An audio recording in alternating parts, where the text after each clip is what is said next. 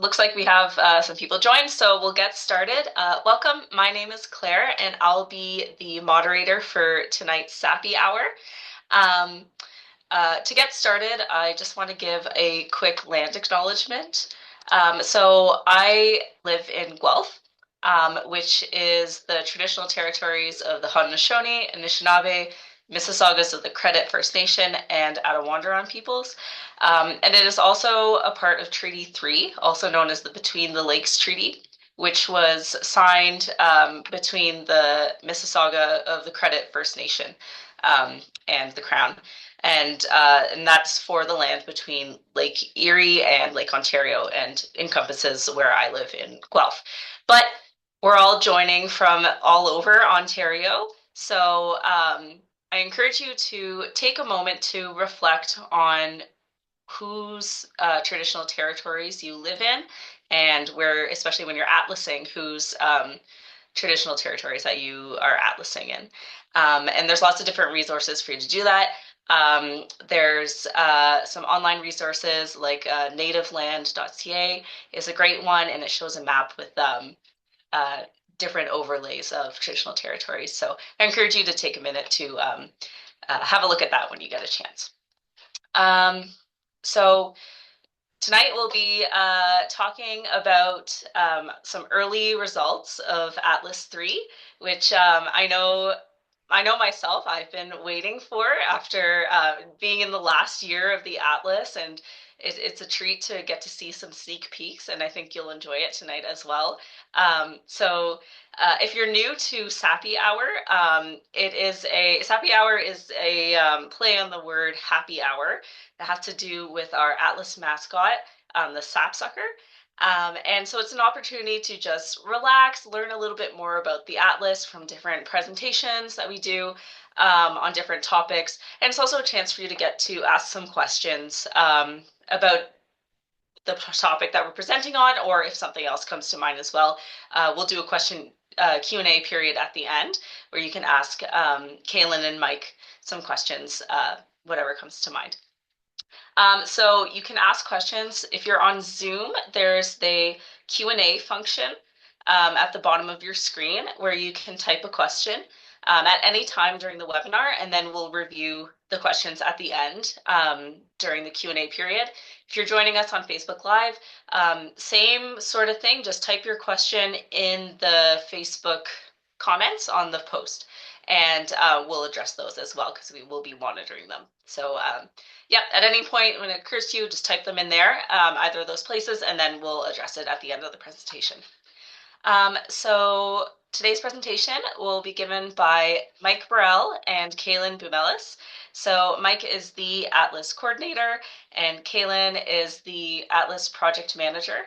And those two are kind of instrumental in keeping the Atlas running for the past 4 years and going forward into the 5th year and beyond into publication. So they know everything there is to know about the Atlas, and yeah, they have some fun maps and things to show you tonight. So yeah, without further ado, unless you guys have anything to add, I will hand it over to you. That's great. Thanks so much, Claire. Oh, no problem. All right, Mike is running the PowerPoint. I'm sharing a Facebook, so we'll be able to get this party started. Okay, so yeah, Sappy Hour, early results and how to help. We are also doing a Sappy Hour on March 11th on gaps. That's going to go a little bit more into how to help. So we're just going to touch on that a little bit today. But really excited, as Claire said, to talk about some of these early results. So yeah, we'll get started here. Right, as most of you likely know, but some of you may not, so we want to just go over this as we do for a lot of our coverage related Sappy hours. The province is massive, so we divided up into 47 separate regions, which is what's shown on the top left there. And then each region is divided up even further into 10 by 10 kilometer squares to help us, spread out our survey coverage, so we're not just going to the same burning hotspots every time. And in each one of those squares, we want 20 hours of what we call general atlasing. It's very similar to e-birding. You go out on a hike or something similar to that, and you record all the birds you see and hear along with breeding evidence.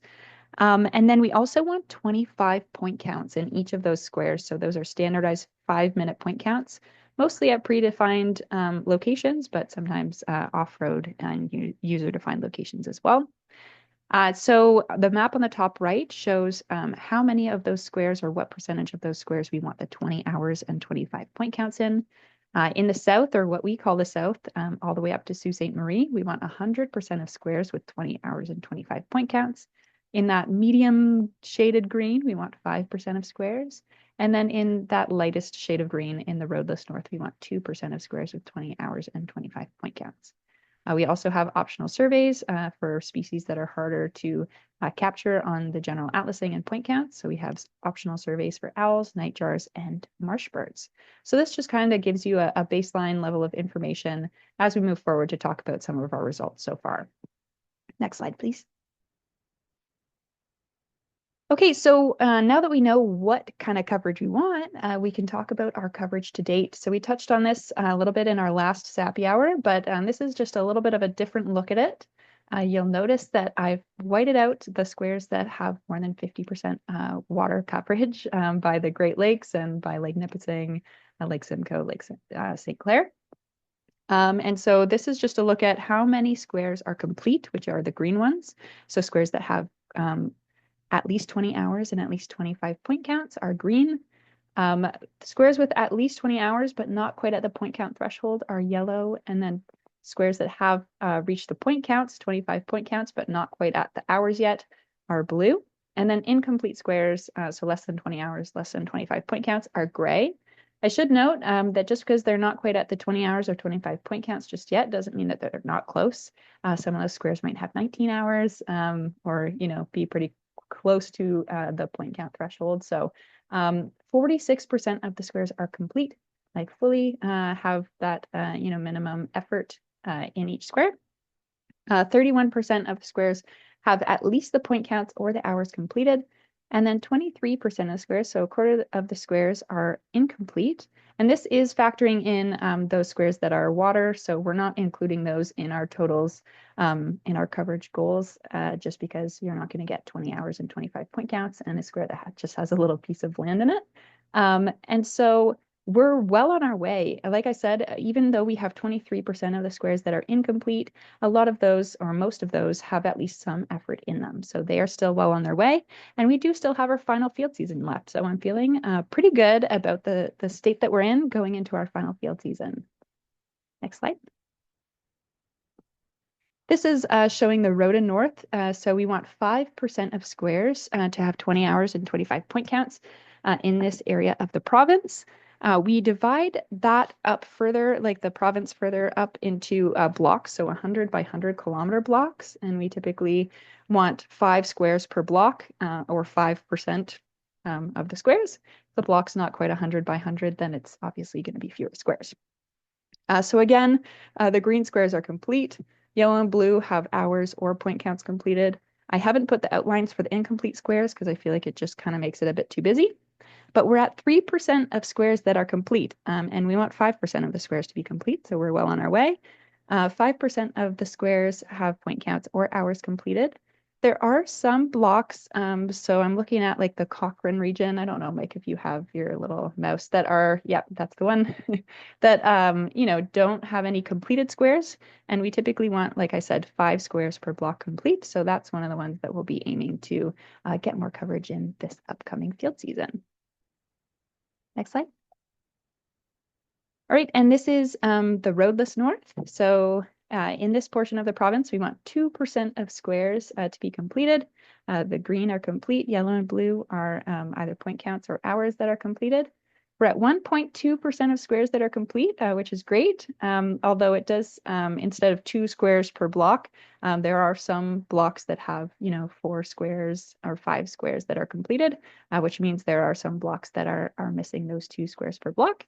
But we're still well on our way, and we have a lot of northern trips planned for this upcoming field season. I think we have 11 planned. So we're going to get a lot of those blocks completed, this upcoming field season. And there's also some ARU work and other work by other folks that it's getting done in those areas that'll contribute to our coverage as well.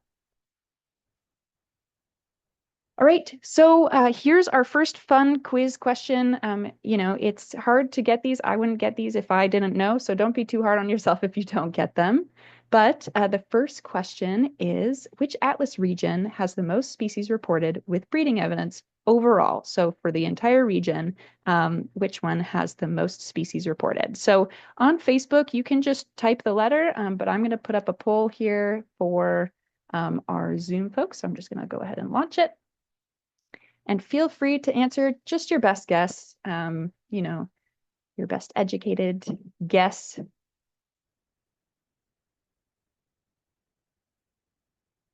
It's looking pretty even. I think that we're stumping folks. And admittedly, I would also be stumped if I didn't make this question myself. So again, be, be kind to yourselves if you don't get it right. Okay, it looks like it's slowing down. I'm going to close it in just a second. So get your answers in if you're going to. All right, I'll end the poll. And if we go to the next slide, I can share the results when Mike shares the results. All right. So Rainy River is number one, 206 species. If you guessed Hudson Bay Lowlands, you're close. It's number two there with 200 species. And then Ottawa, and then Bruce County, and then Simcoe region. So Rainy River has a few different bird conservation regions, has a lot of different habitats in there. So overall, has the most species of any region. All right, next slide.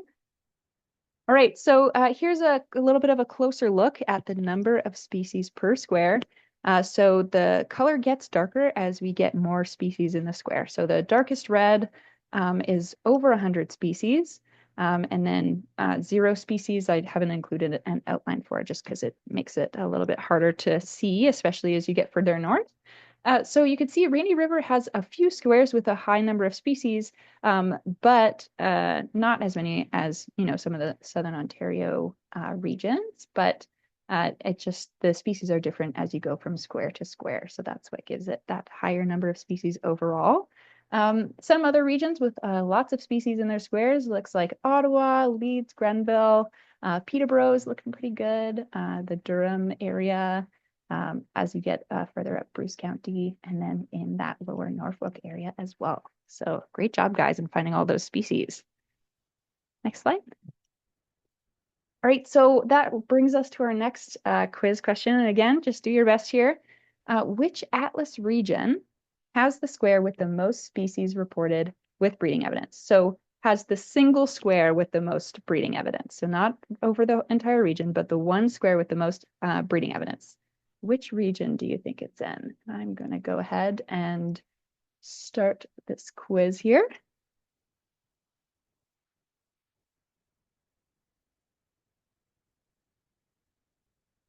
People are slower to get started on this one. I feel like I burned them with the last one a little bit.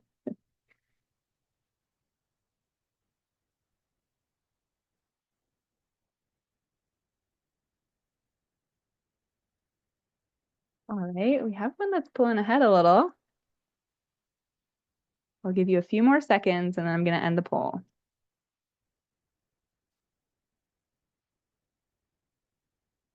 Okay, I think we've got all that we're going to get. So I'll end the poll and we can go to the next slide. Okay, so it's Lambton. A lot of people thought it was Leeds and Grenville.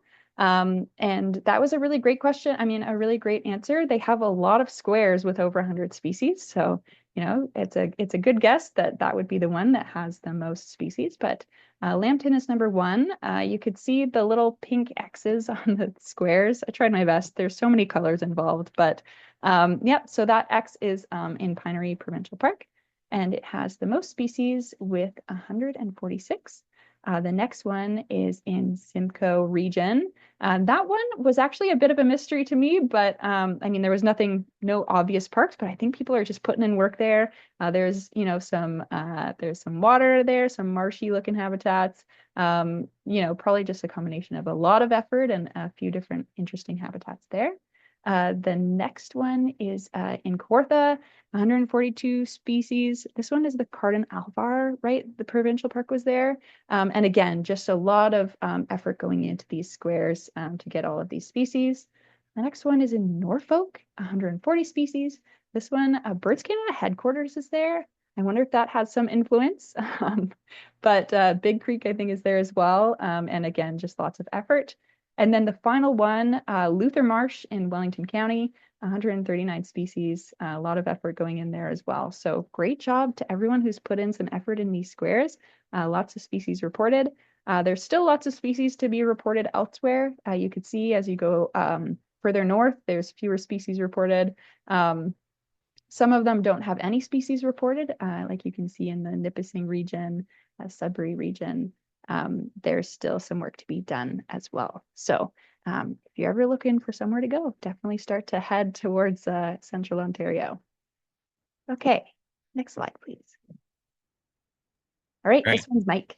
Yeah, I'm gonna give Kaylin a break here. So if you haven't clued in to what we're doing, we broke down our results into a few different kind of categories. So Kaylin was talking about results based on our effort so far, um, and our coverage. And I'm gonna talk a bit about the results so far related to some interesting changes in methodology between last atlas and this atlas. So that's why I've got a picture of Virginia rails for our marsh bird surveys, and then I've got an ARU, a song meter mini there in the middle, an autonomous recording unit, and then on the right there, we've got an atlaser using one of our handheld zoom units for digital point count. So these are some of the things we're doing a little bit differently in Atlas 3. So we wanted to talk about what that extra effort looks like.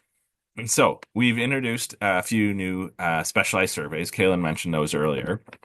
Um, and these are to get at some of our harder to survey species like owls and nightjars and marsh birds. So I'm just going to start with a few maps that show where we've got our effort so far on a couple of these special surveys. So the first two are two very specialized owl surveys. The left map is showing a section of the province, sort of north of Sudbury and up to Timmins and Cochrane and Hearst area. The blue squares, some of them are hard to see. They look like they're just lakes, but those blue squares are places where we've had northern hawk owl surveys completed.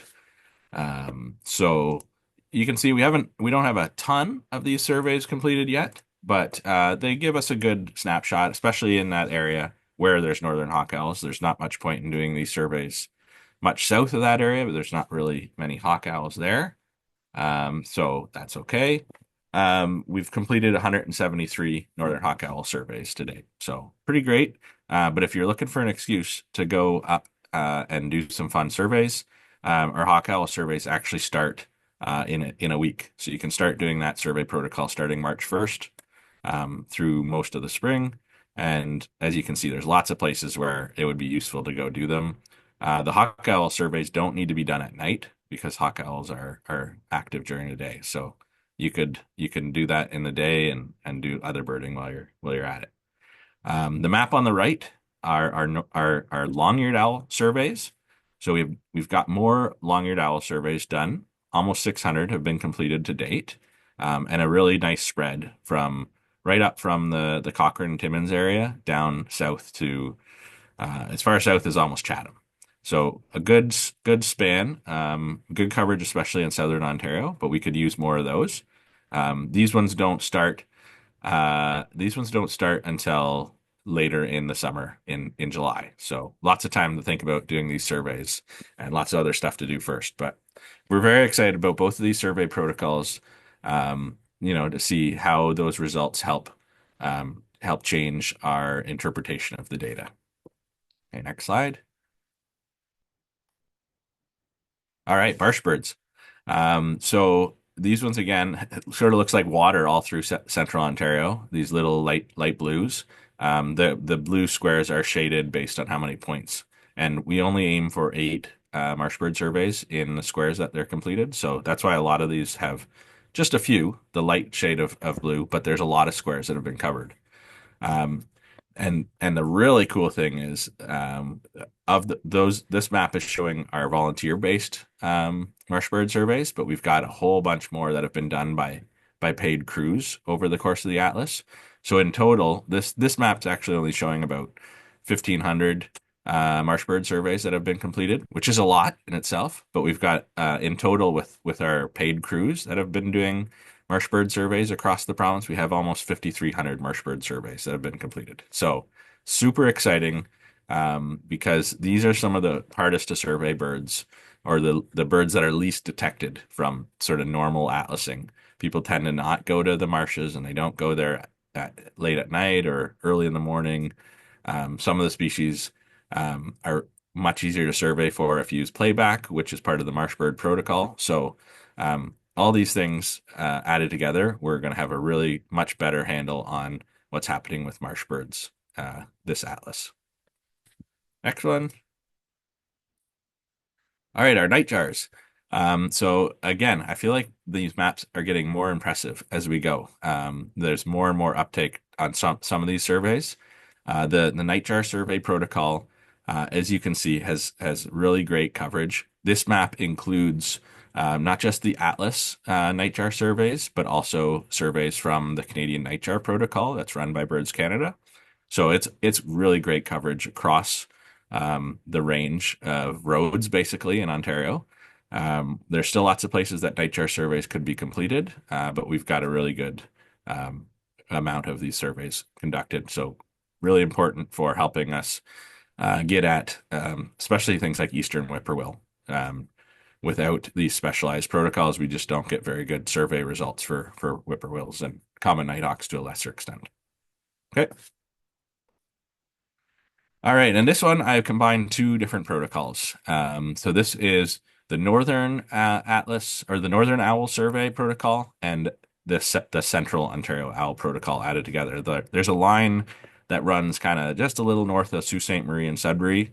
You can see there's actually a little bit of a gap there.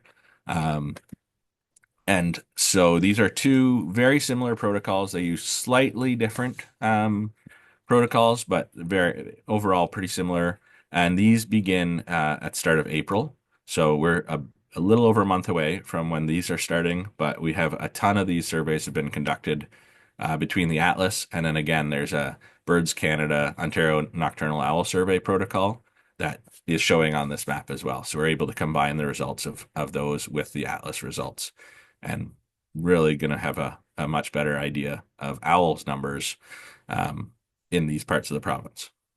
Next. Okay. And then our last special survey protocol is the Eastern Screech Owl survey.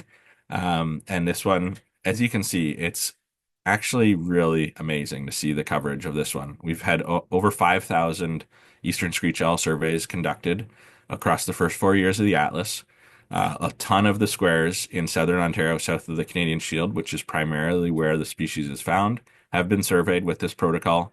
There's still some gaps, especially sort of northeast of Cornwall, east of Ottawa, and in extreme southwestern Ontario. There's some room for more surveys. I mean, there's room everywhere still, but um, if you're looking to do some eastern screech owls and you live in that part of the province, the protocol begins in March 1st. So starting any day. If you're interested in getting involved, make sure you talk to your regional coordinator to make sure you're not going to duplicate effort from somebody else. Okay, so that's just for our special protocols. Another addition to this atlas is the use of these ARUs or autonomous recording units.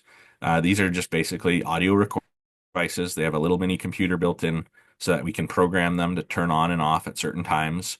And that allows us to deploy them months in advance if we want. You could go stick out an ARU right now and set it to not turn on until, June 1st, and it'll sit there happily until it's time to turn on and then record when you tell it to, hopefully. So those units have allowed us to really expand coverage, especially in the far north part of the province, outside of the road network.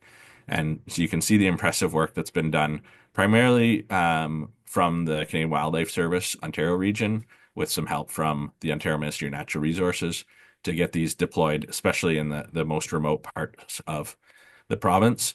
And these are really, really pretty amazing because it's going to give us a whole new picture of what's happening away from roads, away from easily accessible places, and gives us some insights into what's happening at different times of day and different seasons when we normally would have atlasers in a place. So if we go to the next slide, I've got a few maps showing just how important these ARUs are to our mapping of certain species. So first one up is the common nighthawk. The blue dots are records that are going to be in the atlas that are coming from ARUs, so those autonomous recording units. And then the pink ones are coming from atlasers, so people on the ground making human-made observations. So no big surprise where we have more of the human-based observations where there's roads and it's easier to get to.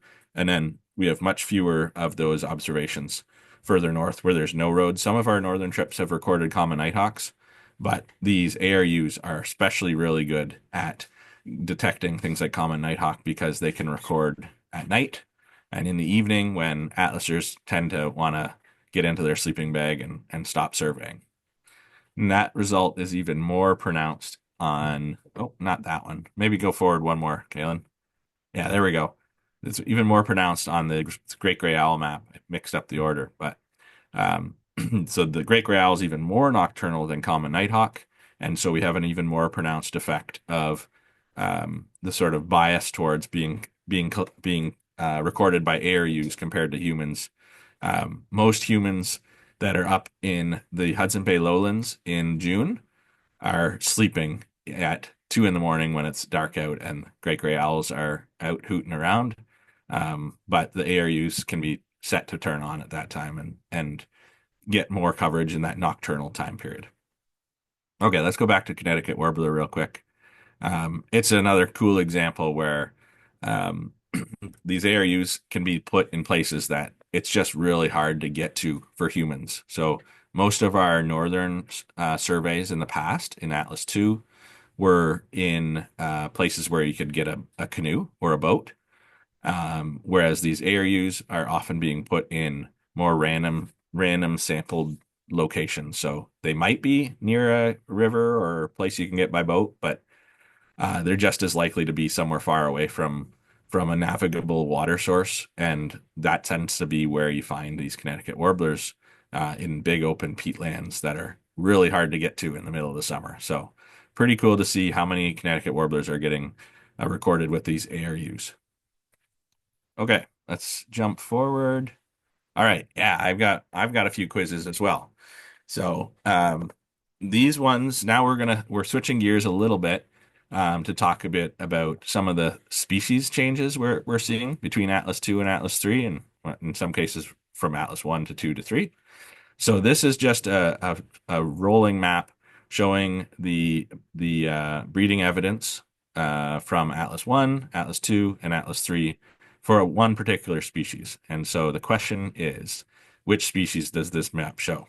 So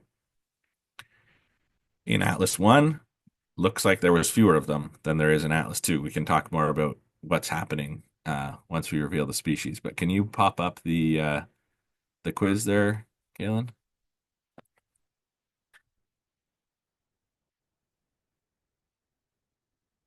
There it is. Okay, so which species is this? And the GIF is continuing to roll this time. Mystery. Technology it's never consistent in how it works or No. doesn't work. How are people looking? How are people's answers looking? Looking good. They're still coming in. No one is brave enough to post on Facebook what they think it is. But it looks like things are slowing down, so I can always I'll end the poll and Okay. I will go to the next slide and I'll share the results. Okay. So yeah, bald eagle. So in Atlas 1, um, unfortunately we can't pause it on the GIF, but in Atlas 1, there was a few nests along Lake Erie. and a few sort of in the rest of southern Ontario, but they were really very scattered, very few. Really, you didn't get bald eagles much until you got into like real northern Ontario. By Atlas 2, they had really spread quite a bit, recovered quite a bit in sort of central Ontario. There was quite a number of nests already by Atlas 2 along Lake Erie, but it's really amazing to look at Atlas 3 and see how they've just filled that southern and central Ontario right in. They're sort of a solid distribution across that part of the province. So pretty cool success story of the recovery of bald eagles. Okay, I'm going to show a few more of these rotating maps for a few species and just quick mention what's happening or what it looks like is happening. So blue-winged teal is a species that looks like it's doing the opposite of bald eagle in that we have much fewer squares with breeding evidence in Atlas 2 from compared to Atlas 1, and then that trend has continued in Atlas 3. They're getting much harder to find, especially in southern Ontario, um, for this species. Okay, next slide. All right, another species that is showing a declining trend as far as number of occupied squares is upland sandpiper. It's always been sort of a southern Ontario grassland species, but from Atlas 1 to 2 to 3, it's just like pretty sad to see how many fewer squares we have with upland sandpipers. Okay.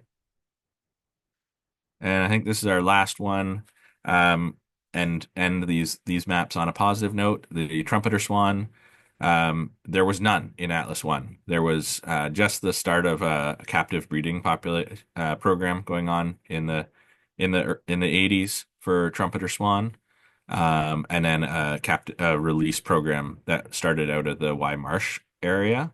And that's why in Atlas 2, you see that sort of center of occurrence in that sort of Y Marsh area, sort of west of Barrie, down to the Hamilton, Cambridge area. There was a few, and then there was another small pocket in the sort of Kingston area. But Atlas 3, they've just continued expanding from those sort of centers of concentration and really expanded into Northern Ontario from similar programs that were happening in uh, the Minnesota, Wisconsin area in the States. All right. Okay. There's a different way to look at what's happening between our atlases. So instead of having the moving map, we're showing the results on a static map. So just to get your bearings, this is a map obviously of southern Ontario, southern half of Ontario, I guess. Any of the gray squares are squares where the species was present in all three atlases. So Atlas 1, Atlas 2, Atlas 3. Any yellow squares are places where that species was present in Atlas 1, but then it's disappeared. So it wasn't seen on Atlas 2 or Atlas 3. The orange squares are places where it was a present last atlas, but it has not been found yet in this atlas. So it's a more recent loss. And then similarly, the light blue are squares where it was not present in Atlas 1, but it's been found in Atlas 2 and 3. And then the darker blue are places where it's been found in Atlas 3, but wasn't present in Atlas 2. So the way to think about it is the yellows and oranges are losses, and the darker the shade, the more recent that loss is. And then the blues are gains, and the darker the shade of blue, the more recent that gain has happened. So our quiz is, which species does this show? So this is a bird that looks like we've lost quite a lot of it, especially in that sort of central Ontario. We lost after Atlas 1. And then in after Atlas 2, so far in this atlas, it looks like that loss has continued, moving sort of south, and it's retracted to almost just the north shore of Lake Erie now. I'll give people a few seconds. They're feeling pretty confident in their answer, I think. All right.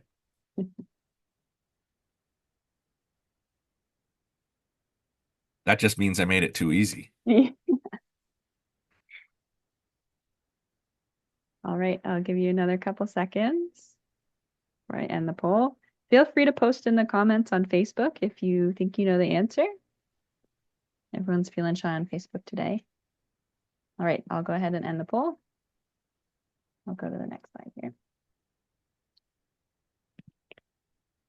All right. So people did pretty well on that one, Kaylin. Yeah, lots of people Yep. guessed purple martin. So this is indeed purple martin. So it looks like, as I said, it's continued its sort of um, disappearance between Atlas 1 to 2 and then Atlas 2 to 3. That's continued, especially in eastern and sort of central Ontario. Okay, and we'll show a few more of these species that have really changed between atlases. So this is a pretty cool one because it shows this progression really well. So this is common raven, and there's sort of a mix of yellows and blues in the northern half of the province. So that's probably mostly just survey effort, where some places it hasn't been surveyed yet, or it was surveyed and didn't get surveyed last atlas. But where you see the sort of colors stacking up is in southern Ontario. So it was found on all three atlases in that central Ontario. And then in Atlas 2, it really expanded south off of the shield onto the northern edge of that area, south of the shield. So into the Ottawa area, Kingston, Peterborough, Barrie kind of area. And then, so that's why it's that light blue. We gained it between Atlas 1 and 2. And then that gain has just continued spreading further south. So filled in the area east of Ottawa and then filled in down Toronto, Hamilton, Waterloo, Niagara Falls. I mean, there's breeding records now in all the Atlas regions, I think, for this species, which is like absolutely incredible to see how much it's changed in 20 years. So pretty cool seeing a map like that it shows it so clearly. Okay, next species. Okay, and this is another species that shows that sort of stacked pattern very clearly. We've talked a lot about this species on a lot of other Sappy hours because it's such a clear trend. This is red-bellied woodpecker. So in the early 80s when Atlas 1 was going on, it was really a species of like extreme southwestern Ontario in like the London Chatham area. And then between Atlas 1 and 2, it spread into the rest of southwestern Ontario. It kind of filled in that zone along the north shore of Lake Ontario too. And then it's just amazingly continued that spread north. It's up in Peterborough, it's in Ottawa, it's in Barrie, it's all through the Bruce Peninsula, it's up in the Sault Ste. Marie. It's pretty cool to see how much this species has spread. Okay, and we got one more. And this is a species showing the opposite. So, some species are doing well, some species are not doing well. This species looks like it's doing the opposite. This is Canada Jay. Again, sort of a mix of blues and yellows in the northern half of the range. Probably some of that can be chalked up to just survey effort, where we either had surveys in one atlas or not the other. But in southern part of the range, it looks like we're losing more than we're gaining. So lost a lot of the yellow squares south, like at the very south edge of the species range, down towards like Peterborough, were lost between Atlas 1 and 2. And then the number of orange in that Algonquin Park area is pretty sad to see. I'm sure a lot of people on this call have seen Canada Jay in Algonquin Park, and it's getting harder to see them there. So it looks like this is a species that's retracting its range north, and there's other data that kind of jives with the Atlas data, so showing that. Okay, we've got one more type of map that we're going to show. So we've been showing maps that show distribution, changes in distribution. So those Atlas squares, where are they found? But we've also recently started running some of the very preliminary analysis that looks at abundance. So the number of birds, not just where they're found, but how many are found where. And so these are, as I said, very preliminary. These are going to change. Our models are still need a lot of work, and of course we don't have all the data. But with those caveats, we are seeing some interesting trends coming out. So this is a map that shows between Atlas 2 and Atlas 3, what's the change in abundance look like as a map at a map level. So this is the quiz coming up here. This is a species that there's a lot of blue, which is positive, and the overall change between Atlas 2, and 3 is estimated at over 100% increase between the two atlases. So a big increase. Which species could it be?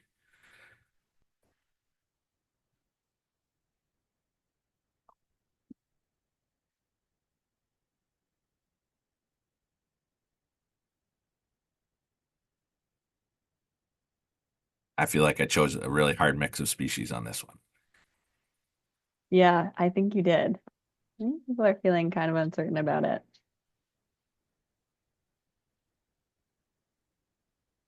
All right. We're slowing down, so I'm gonna go ahead and end the poll in a second here. Give you one more moment. Last minute to get it in. All right. Ended the poll. We'll go to the next slide here. So most people actually answered red-bellied woodpecker, almost half, but then the next runner-up was northern house wren. All right. So that's a very fair guess if you guessed red-bellied woodpecker. In fact, most of those species were very fair guesses. I purposely chose those species to make it harder. But yeah, this is a species that looks like it's doing really well throughout its range in Ontario between the two atlases as far as abundance goes. Okay, let's look at a few more of these maps. Okay, purple martin. So I find this map very interesting. It's got some funny things going on. Like you can see the water bodies are shaded really dark red, so you can probably ignore those. That's a modeling result that we need to tweak the model some more. But the interesting thing is we see that most of the range where we saw the disappearance of purple martins, if you can think back to the square map we were looking at, so most of the areas in like that northwestern part of the province, as well as eastern and sort of central Ontario, those are the places where we were losing them from atlas squares. Those are places that are showing a negative change between atlases in terms of abundance. But interestingly, along the North Shore of Lake Erie, where they've continued to be found between atlases, it looks like, according to our model here, it looks like they're actually increasing in abundance in that part of the province. So very interesting to see a species like this that has some areas where it's doing poorly and some areas where it's doing better. And I mean, I guess that makes sense that not the province is pretty big and there's differences from one place to another. So it presents some interesting ideas about maybe we can start looking at what's happening in that Lake Erie area and see why they're doing better there than other areas. All right, next species. There's the red-bellied woodpecker. So looks very similar to the house wren, but it's not quite as far north. The house wren has spread further north than red-bellied woodpecker, and the abundance change was more pronounced in extreme eastern Ontario as well.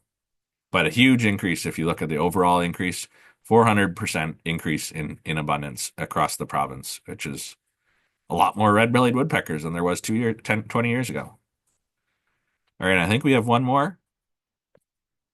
Okay, yeah, and this one is slightly different. Instead of showing the change between atlases, I just wanted to show an example of what it can look like when we model the abundance just from this current atlas. So in Atlas 3 from 2021 to 2024, this is the modeled abundance. So you can see this could be very useful, these sorts of results for picking off which areas are important for a species, which areas are important for conservation, that sort of thing. So you can see that I find one of the most interesting things that this map is showing is the really dark green area in sort of the Chatham Kent area.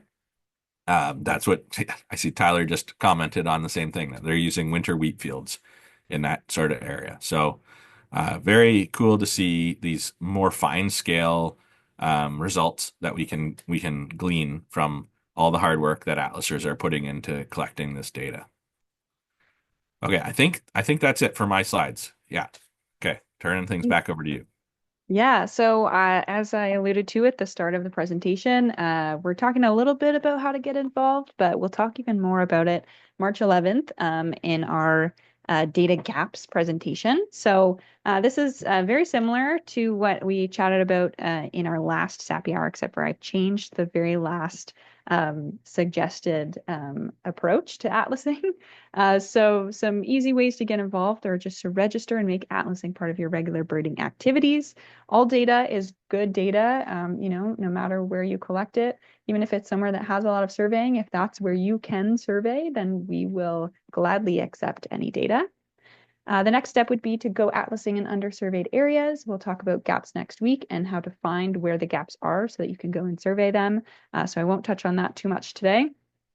Talk to your regional coordinators about special surveys. Mike was just talking today about the OWL surveys that are starting in March and in April.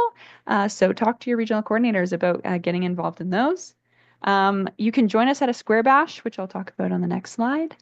You could talk to your regional coordinator about doing point counts, or you can undertake a Central Ontario canoe trip. So all of our northern trips are booked up, or at least Mike has some people penciled in for them. So if you didn't make it onto those, then maybe undertaking a Central Ontario canoe trip is in the cards for you. So square bashes, we have 3 square bashes planned. We're going to do one in the Bruce Gray area. The date is to be determined, probably starting around May 23rd, but just kind of keep your eyes peeled for that. The next one is going to be Silent Lake Square Bash, May 30th to June 4th. And the third, the Bonachere Square Bash, June 6th to 11th. If you're not familiar with square bashes, we camp together for the extended, for the time period that is marked down there. And then we kind of try to survey in the area to get as much coverage as we can in these undersurveyed places surrounding the parks. All right, and then canoe trips. So as I mentioned before, we want 100% of the squares in that Southern Ontario area to have the 20 hours and 25 point counts. As you can imagine, there are some squares in those areas that are very difficult to access by road and would be quite a bit easier to access by canoe or by boat. So if you own a canoe, there are definitely some remaining gaps that you could help address. We are working on, this is the 2024 canoe trip suggestions. Essentially, what Claire has done, and Carl, who is working with us, has put together some itineraries so that you don't even have to think about where to start or where to stop or how much effort is needed. You can go in and look at the itinerary, figure out where to go, how much data to collect, and be on your way. So keep your eyes peeled on our website and in our newsletter for those as well. Definitely some really great ways to help. And that's it for our presentation. It went a bit long, but I mean, there's just so much cool stuff to talk about in terms of, the early results and, how much data has been collected by all of the atlasers so far, which honestly blows my mind every time I think about it too hard. So given all of that, we're on to questions. Great. Thank you. If you guys have any questions, again, you can post them in the Q&A function if you're on Zoom. And then I'll ask them to Kaylin and Mike. If you're joining us on Facebook Live, just type your question in the comments and on the Facebook post, and then we'll address those as well. So we had a few questions come here in the chat. One from Michael, asking why are some parts of the map green and other parts of the map white on the background? And I think that was referring to, Mike, your special survey maps. If you just want Yeah, to clarify that. yeah, that's what I assumed. Because as I was taking those screenshots, I thought they looked pretty weird too. That's just the back the that those are taken straight from the Atlas website, and I'm not even sure what service the Nature Counts runs for those background maps, but whatever service they're using, whether it's OpenStreetMaps or something, there's some weird thing going on about certain areas showing as white and certain areas as green, and I just try to ignore it. It's hard to do though. I don't think it actually means anything. Okay. Okay, thank you. We have another question again from Michael, and I think this one's referring to the later maps that you showed. Are these kinds of species change maps between atlases going to be included as a standard look for all of the species in the final atlas product? Yeah, we are still working on Well, yeah, we've got a lot of work to do still on what the final publication is going to look like and what the final results are going to look like, but there will definitely be some sort of change map. That's going to be, I would say, a pretty important centerpiece of the final Atlas products, change in distribution, but also change in abundance. We're really excited to be able to show both of those things. Great, thank you. Um, we still have like 7 minutes for questions. If you have questions, there's the Q&A function here in Zoom, or you can post them on Facebook. So let's give a minute or two for people to form their questions and type them out. Um, Yeah, maybe in the meantime, we could go over some of our announcements. Mike, I know you wanted to chat about the challenges, so you guys can have a moment to think about some of your questions and we'll just keep rambling at you. Yeah, we've got our February challenge is on right now. And so one of the cool things about the February challenge is there's actually two prizes. Both are a set of binoculars. So the first prize is going to go to somebody who's a new register to the Atlas this month, in the month of February, and enters Atlas data. So once you register, if you know somebody who's not registered yet, go get them to register, because the person who wins that prize will be able to refer or basically tell us who referred them to the Atlas, and then that person will get a pair of binoculars as well. So maybe you got a friend who's an active birder and has a big notebook full of bird records from the last 4 years, or maybe they've got a whole bunch of records sitting in eBird that they could easily import into the Atlas, or maybe that's you. I can take the binoculars if you want to give them to me. But yeah, so there's two ways to win. Just register the Atlas and then start submitting data and include some breeding evidence. And it could be data that you're collecting like today. There's birds out nesting now. Things like I've been hearing great horned owls here pretty regularly. I'm setting up territory, ravens and bald eagles, and I saw Roxanne Filion, one of our RCs in Northern Ontario, reported Canada jays collecting nesting material the other day. So there's breeding happening now, but you can also go back and submit data from previous years. So that's the February challenge. And then our March challenge, that's going to be coming up really soon. Hard to believe it's almost March. Our March challenge actually is a 2 month long challenge. So you get an entry every owl survey you do. So it could be the hawk owl survey, it could be Eastern screech owl survey, or it could be the Central or Northern Ontario surveys that start in April. So that's going to be 2 months long, and then we'll have another challenge in April to go along with it. So lots of chances to win binoculars. We're just hoping to get lots of people participating and getting that last little push of data into the Atlas in our final year. Great.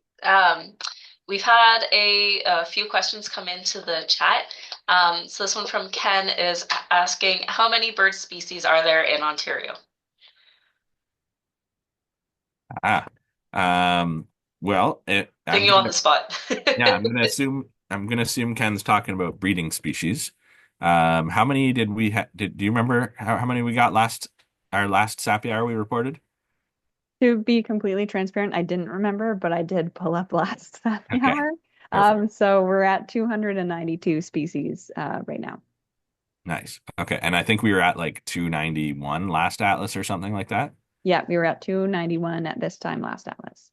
Yeah, so that's number of species with breeding evidence submitted to the Atlas as of right now. Cool. Great. Another question from Robert. Who is working on why the species changes are taking place? That is a good question.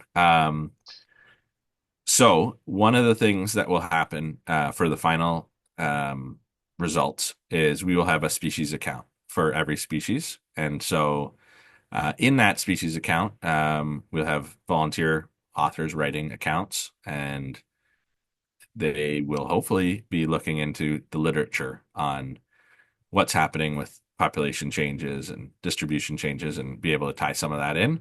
But I mean, a really important part of the Atlas's role in bird conservation is to gather the information to make a case that, yeah, this species is not doing well or this species is doing really well. And it provides all of that information to anybody who wants to use it to work on those sorts of questions because for some of these species it won't be apparent obviously obvious right away what's happening exactly or why that's happening. And so it really opens the door to additional research to figure those questions out.